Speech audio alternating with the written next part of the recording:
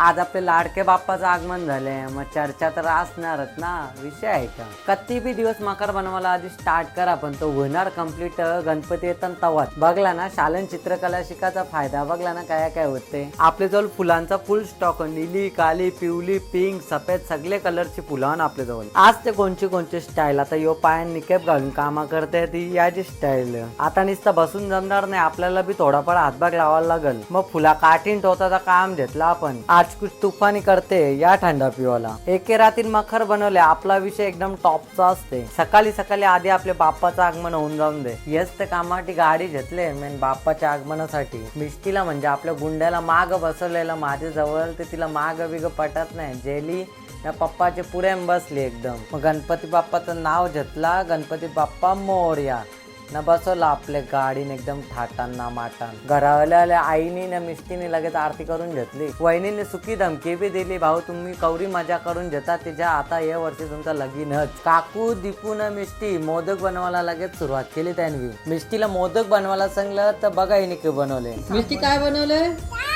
साप बनवले.